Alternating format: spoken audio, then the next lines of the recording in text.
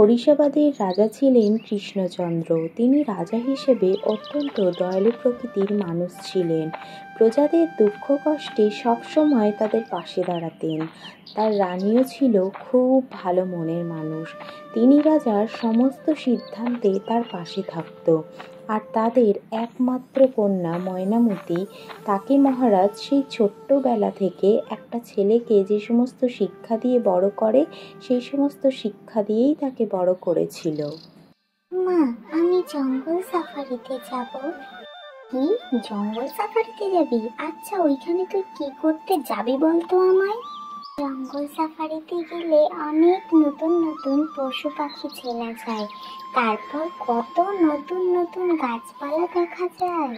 আমি অত শত বুঝি না, মেয়ে হয়ে জন্মেছ, কদিন বাদে ভালো পাত্র দেখে আমরা বিয়ে দিয়ে দেব, তা না সেই নাকি এখন জঙ্গল সাফারিতে যাবে। ও মা, তুমি এইরকম করছো কেন? তুমি আর বাবা দুজনেই তো আমাকে সেই ছোট্টবেলা থেকে সেই সব শিক্ষা দিয়েছো, যেসব শিক্ষা একটা ছেলেকে দেওয়া হয়, তাহলে এখন কেন এরকম করছো মা? সেটা তুই একদম ঠিক কথা বলেছিস, কিন্তু ওই জঙ্গলে কত ধরনের জীবজন্তু থাকে, তারা যদি তোর কোনো ক্ষতি করে দেয়, সেখানে তো আমি আর তোর বাবা থাকবো না যে তোকে ওদের হাত থেকে রক্ষা করব।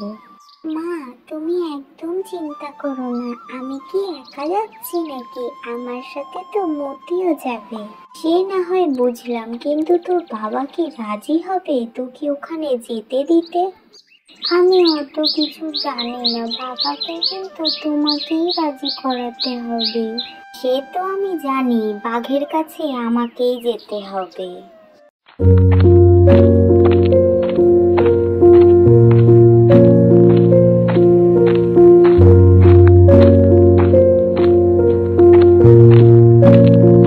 মহারাজ, আপনি কি কিছু বিষয় নিয়ে চিন্তিত?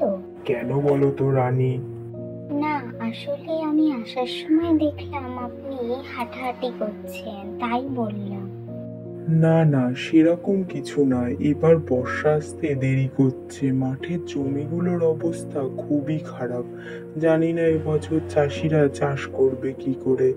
আচ্ছা, ওসব কথা বাদ দাও, তুমি কি কিছু বলতে এসেছিলে? হ্যাঁ, আমি একটা কথা বলতে এসেছিলাম। আপনার মেয়ে জঙ্গল সাফারিতে যাবে বলেছে। কি, জঙ্গল সাফারিতে যাবে? কার সাথে যাবে? আর ও কি জানে ওই জঙ্গল কতটা ভয়ানক? মহারাজ, আমি ওকে সব কিছু বলেছি আর অনেক কিছু দিয়ে বুঝিয়েছি, কিন্তু ওর সেই একই কথা, ও জঙ্গল সাফারিতে যাবে। না রানী, ওকে একা ওই জঙ্গলে আমি কিছুতেই যেতে দেব না। মহারাজ, ও একা একা যাবে না, মতিকে নিয়ে যাবে। আপনি আর অমত করবেন না, মেয়েটা অনেক আশা নিয়ে বলেছে, আপনি ওকে যেতে দিন। আচ্ছা ঠিক আছে রানী, শুধুমাত্র তোমার কথাতেই আমি ওকে যেতে দিতে রাজি হলাম, কিন্তু ওর যদি খারাপ কিছু হয় তার জন্য দায়ী থাকবে তুমি। আচ্ছা ঠিক আছে, আপনি ভগবানের উপর ভরসা রাখুন, আমাদের মেয়ের কিচ্ছু হবে না। যাই, আমি গিয়ে ওকে খবরটা দিয়ে আসি।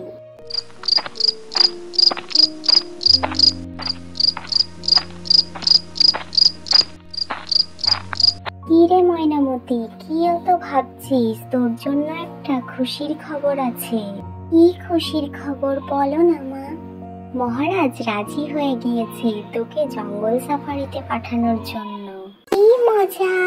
তুমি সত্যি বলছো মা? বাবা রাজি হয়ে গিয়েছে? আমি অনেক খুশি হয়েছি।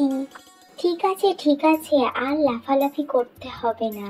যা, তাড়াতাড়ি খাওয়া দাওয়া করে শুয়ে পড়, কাল সকালে আবার সকাল সকাল উঠে তোকে রওনা দিতে হবে। কিন্তু তুই যাচ্ছিস যা, তবে 15 দিনের মধ্যে বাড়ি ফিরতে হবে তোকে। আর ওই জঙ্গলে সব সময় সচেতন হয়ে থাকবি, না জানি কখন কোন বিপদ কোন দিক থেকে আসে। না, তুমি অত চিন্তা করো না তো, চলো আজ আমরা সবাই একসাথে খাবো। হ্যাঁ চল। ময়নামতি, তুমি জঙ্গল সাফারিতে যাচ্ছ, সব সময় চোখ কান খোলা রাখবে মা। হ্যাঁ বাবা, আমি সব সময় চোখ কান খোলা রাখবো, আর আমার সাথে তো মতি থাকবেই, তাই আমার আর কোনো ভয় নেই। তুমি চিন্তা করো না। ময়নামতি, সাবধানে যাস। আর তোকে যে কথাটা বলেছিলাম সেটা কি মনে আছে তোর? হ্যাঁ মা, আমার সব কথা মনে আছে। তুমি বলেছিলে 15 দিনের মধ্যে ফিরে আসতে, আমি তার মধ্যেই ফিরে আসবো। আচ্ছা ঠিক আছে, এখন তাহলে আসি। হ্যাঁ আয় মা, সাবধানে যাস।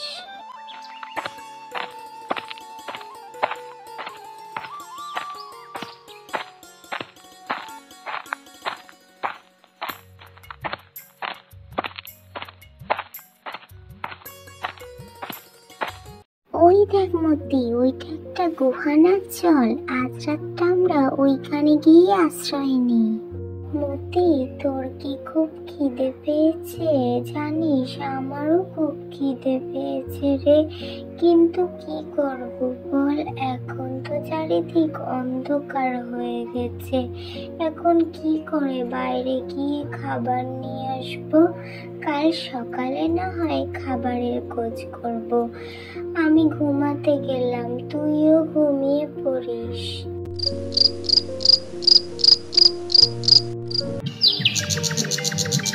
মতি, সকাল তো হয়ে গেল, কিন্তু খাবার পাবো কোথায়? আমি তো এই জঙ্গলের কিছুই চিনি না।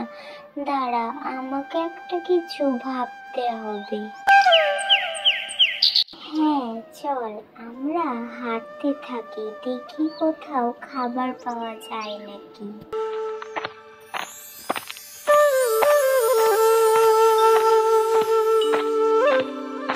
মতি, তুই একটু দাঁড়া, আমার খুব জল পিপাসা পেয়েছে, আমি একটু জল খেয়ে নেই।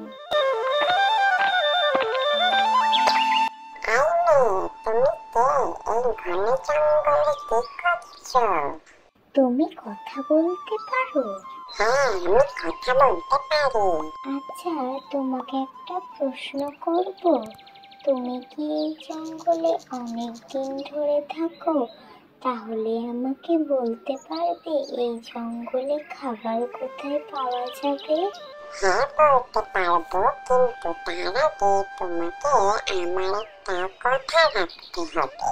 কি কথা বলো, তুমি যা বলবে আমি তাই শুনবো। তুমি শুধু আমাকে বলো খাবার কোথায় পাওয়া যাবে। হ্যাঁ বলবো, তার আগে তোমাকে আমায় বিয়ে করার কথা দিতে হবে।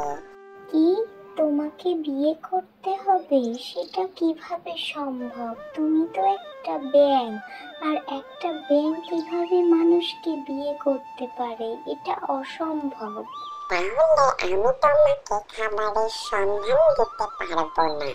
আচ্ছা ঠিক আছে, আমি তোমাকে বিয়ে করব। সেই সময় ব্যাঙটি একটা রাজকুমারে পরিণত হয়। সেই দেখে রাজকুমারী তো অবাক হয়ে যায়। এটা কি করে সম্ভব? তুমি তো একটা ব্যাঙ ছিলে, তাহলে মানুষ হলে কিভাবে? আমাকে এক সাধু বাবা অভিশাপ দিয়েছিল, তাই আমার এই অবস্থা হয়েছিল। কেন তোমাকে অভিশাপ দিয়েছিল কেন?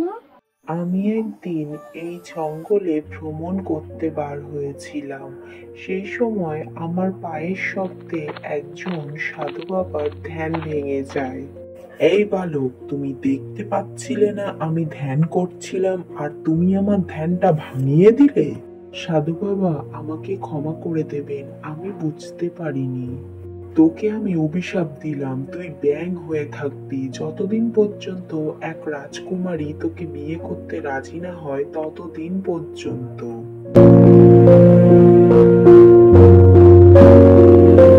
তোমাকে অনেক ধন্যবাদ। তুমি যদি আমাকে বিয়ে করতে রাজি না হতে, তাহলে আমি এই অভিশাপ থেকে মুক্তি পেতাম না।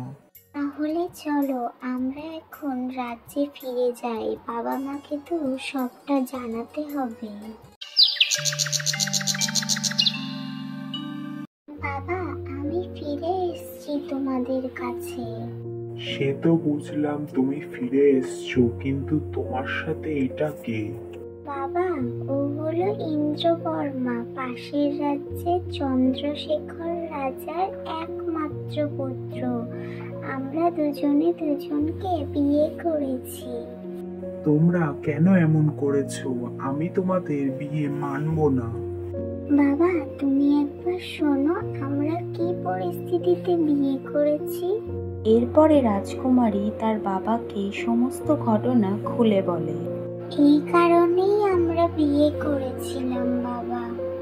মহারাজ, আমি আপনার মেয়েকে খুব ভালোবাসি, আর আমি ওকে কোনোদিনও কোনো কষ্ট পেতে দেব না। আপনি দয়া করে আমাদের বিয়েটা মেনে নিন। বাবা, তুমি তো চাও আমি ভালো থাকি, আর আমি ওর সাথেই ভালো থাকবো। তুমি দয়া করে আমাদের বিয়েটা মেনে নাও। আচ্ছা ঠিক আছে, আমি তোমাদের বিয়েটা মেনে নিলাম।